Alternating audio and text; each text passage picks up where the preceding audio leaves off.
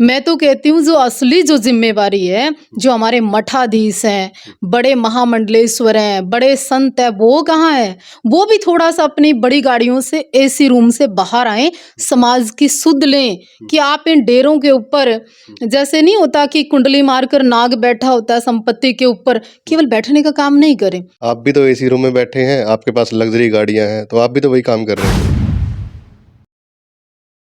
कानून को, पुलिस को, प्रशासन को सख्ती से पेश आना चाहिए। सुल्फा आता कहाँ से? ये गांजा आ कहाँ से रहा? एक्चुअल मगरमच्छों को पकड़ना चाहिए। पूछा देने वाले लोग, उनको स्वयं की हालत बड़ी खराब होती है। दूसरों को कहते हैं कि आज तेरा शनि खत्म, कल से धन की संपत्ति की वर्षा होने वाली है, फिर कहता 500 रुपये फीस दे दे। अब देखिए 22 दिसंबर हमारे हिंदू क्रिश्चियंस कितनी खुशी से मना रहे हैं। कोई बताने वाला नहीं है कि संत की हमारी परंपरा नहीं है ये। नमस्कार, मैं आपका दोस्त मनदीप शर्मा दा एयर न्यूज में आपका स्वागत करता हूं। दोस्तों, मेरे साथ आज देवा फाउंडेशन की डायरेक्टर साध्वी देवा ठाकुर हैं और लगातार चर्चाएं में रहती हैं। आज बातचीत करेंगे। लगातार पाखंडवाद पे आप बात करते हुए दिखाई देते हो। कितना पाखंड फैल रहा है जी मंदिरों में, अगर बात करें तो आपको क्या लगता है? नमस्ते मनदीप जी, स्वागत है आपका। और जब भी आप इंटरव्यू करते हो वो हमेशा चर्चित रहता है, ये अच्छी बात है।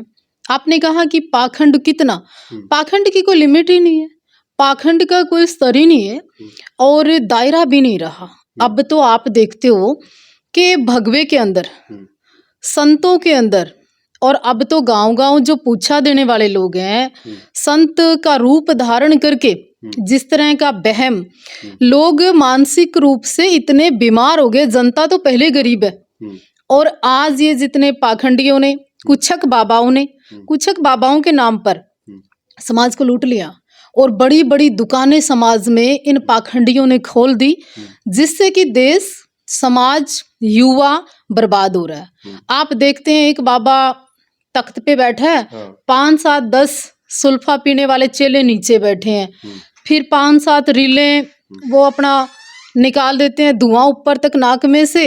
ये परंपरा है क्या हमारी? ये संतों की परंपरा है? ये सनातन की परंपरा है क्या?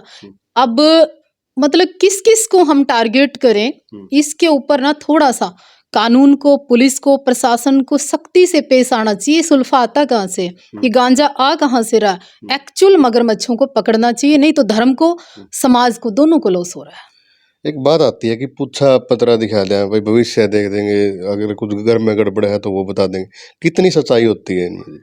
देखिए, मंत्र, यज्ञ, ज्ञान, वेद, पुराण, संस्कृति, परमात्मा, पॉजिटिव नेगेटिव एनर्जी है। लेकिन आपने देखा होगा पंडित कहीं पूछा देने वाले लोग, उनको स्वयं की हालत बड़ी खराब होती है। दूसरों को कहते हैं कि आज तेरा शनि खत्म, कल से धन की संपत्ति की वर्षा होने वाली है, फिर कहता 500 रुपये फीस दे दे। मतलब खुद का नहीं पता चलता। एक पीछे मैं नाम नहीं लेना चाहती, रोहतक से एक पाखंडी औरत को हमने भगाया था। फिर वो भिवानी से हमने उसके पाखंड का पर्दाफाश किया था। मतलब लोग, आपने देखे होंगे एक ऐड आती है, पुराना प्रेम मिलाएं, पति वश में करें, तंत्र विद्या से सब करें।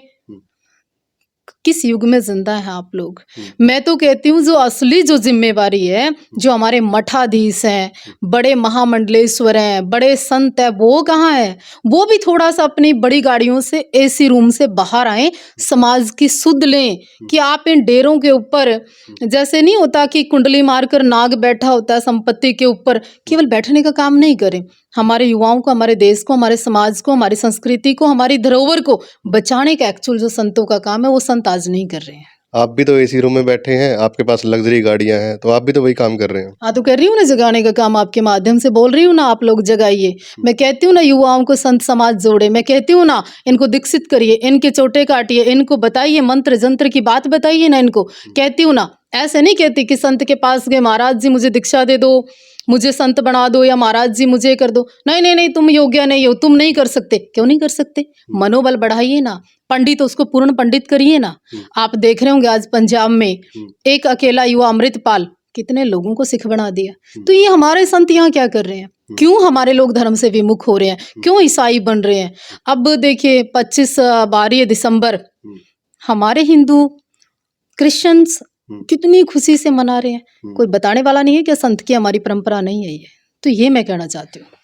पीछे हम देखते थे, जैसे बड़े बुजुर्ग भी बताते थे, तो पैदल चलते थे बाबा, कहीं भी जाना होता था। लेकिन आज चलो युग पलट रहा है, सदी पलट रही है, बड़ी बड़ी गाड़ियों में चलते हैं, करोड़ों रुपए की गाड़ियों में। और अगर ज़मीन की बात करूँ तो 400 500 एकड़ ज़मीन है।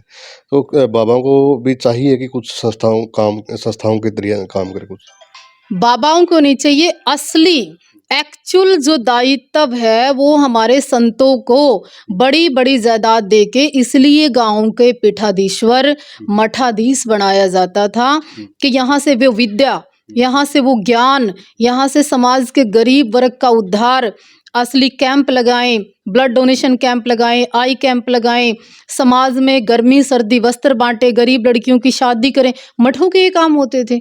ये काम नहीं होते थे कि वो व्यक्तिगत लाइफ अलग जिए, सामाजिक अलग जिए। केवल चोला पहनना संत नहीं है, संत के काम करना संत है। आप साध्वी बने और आसपास आपके ही नाम के चर्चे होते हैं, तो आपने अपना टारगेट जो आप सोचा था आपने कि मैं पूरा करूंगी, समाज के लिए कुछ करूंगी, वो कर लिया पूरा? मैं लगातार, मैं बहुत संतुष्ट हूँ और बहुत खुश भी हूँ। और मेरा आत्म बल पहले भी कमज़ोर नहीं था और आज भी नहीं है। और मैं इन फ्यूचर भी, मेरी कोशिश रहती है, मैं लोगों को फाउंडेशन के माध्यम से, आप जैसे के माध्यम से, जो हमारे पास बच्ची आती है, चाहे स्पोर्ट्स की है, दूसरी है, मैं कोशिश करती हूँ जितना उसके लिए कर पाती हूँ, रूटीन में करती हूँ। कोई ऐसी बच्ची आ गई कि शादी में उसकी ज़रूरत है, दहेज देना गलत है, लेकिन जो ज़रूरत की चीज़ें हैं मैं उसको देने का प्रयास करती हूँ। मेरे पास तो किसी डेरे की ज़मीन नहीं है, मेरे पास समाज का, गाँव का पैसा नहीं है, लेकिन जो हम कर पाते हैं सोशल वर्क, वो मैं उतना करती हूँ, चाहे विचारों के माध्यम से, चाहे सामाजिक माध्यम से। जी। हम कावड़ लेके आते हैं जी, और पहले तो ये था कि बहुत कम लोग लेके आते थे, लेकिन अब तो बच्चे भी लेके आते हैं। और वहाँ पे जो डीजे पे सॉन्ग बजते हैं, तो जो नशा है या फिर बांटा जा रहा है, तो उसको आप कैसे देखते बिल्कुल सही क्वेश्चन है। कुछ लोग विरोध भी करेंगे इस बात का। वाकई शंकर के नाम पे ऐसे ऐसे सॉन्ग निकाल दिए, वो जूड़ाधारी था, वो सुल्फाधारी था, वो फलाना था, या उसको ये जो जवानी है ना हरियाणा की युवाओं की जो पहचान थी, गेम कबड्डी, आप वो देखते हो कि नशे में कितना लिप्त हो गया है युवा। तो ये जो बाबा सुल्फा बांटते हैं, बीड़ियों में सुल्फा पिलाते हैं, डेरों में सुल्फा सरेआम चल रहा होता है, भंडारों में सुल्फा वितरण हो रहा होता है। मैं एक्चुअल पूछना चाहती हूँ, क्या कहाँ से आ रहा है? सामने बट रहा है, फिर गवर्नमेंट कुछ क्यों नहीं करती?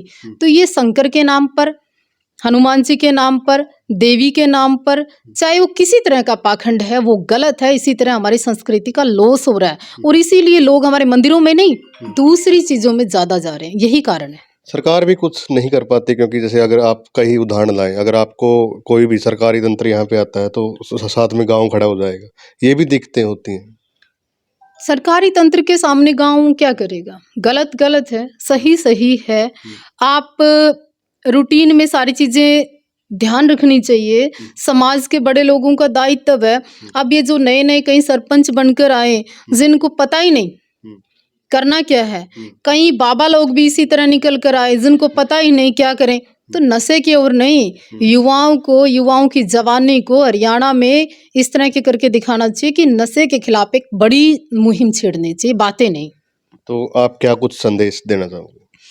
मैं आपके माध्यम से एक तो ये संदेश देना चाहती हूँ, हमारे जितने मठाधीश हैं, जितने भी सरकारी तंत्र पे लोग, सरकार के लोग काम कर रहे हैं, या जितने गांव के और ग्रामीण युवा हैं, इन पूछा देने वालों से, इन पाखंडियों से, या नशेड़ियों से, या नशा करने वाले बाबाओं से दूर रहें। ये भगवान की प्राप्ति नहीं करा सकते आपको। हाँ, मानसिक रोगी जरूर कर सकते हैं, ये आपका फाइनेंशियली लॉस जरूर कर सकते हैं, हमारे सनातन धर्म और ये राष्ट्रभक्ति से जरूर जरूर दूर कर सकते हैं। इसलिए इनसे बच के रहो। इस देश को बचाना हम सबकी जिम्मेवारी है। हरियाणा युवाओं का प्रदेश है, इसको खेल में, मैदान में, मिट्टी में लगाओ। जी, बातचीत करने के लिए धन्यवाद। हमारा किसी का ये नहीं कि किसी की भावनाएं आहत हो, लेकिन जो दिख रहा है, जैसे नशा सबसे ज़्यादा फैल रहा है और इसको रोकने की भी बहुत ज़रूरत है, तो वीडियो को ज़्यादा से ज़्यादा शेयर करें। धन्यवाद।